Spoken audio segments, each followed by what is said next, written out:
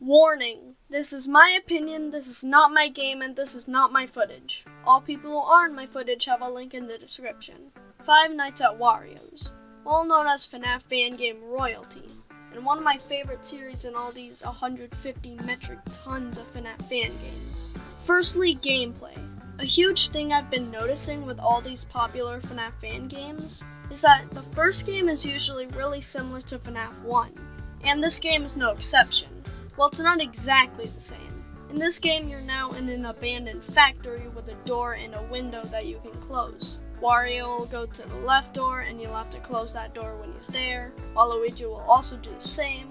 Luigi will go to the right door, Peach will also go to the right door as well. So nothing too extreme, but the real catcher is Mario. Mario will sometimes show up on the monitor in front of your office, and you'll need to get rid of him by putting up your monitor, so it's not too hard. But eventually he'll get in your office and you'll have to again put up the monitor. So this gameplay is kinda reminding me of the problems I had with Five Nights at Sonic's 5, where it's pretty easy overall, but it gets way difficult in the later nights. Overall, while the gameplay isn't super original or super difficult, I still think it's pretty fun, at least for the most part. So I'd give the gameplay an 8 out of 10. Secondly, the story. When the first Five Nights at Wario's game came out, I thought it was just gonna be a stupid, random, fun game, kinda like One Night at Flumpty's. But I was surprised that this game does have a small bit of a story. 7 years before you actually played the game, Wario and Waluigi made a factory, and Peach, Luigi, and Mario joined in as well. But then the factory was closed since people thought the factory was cursed.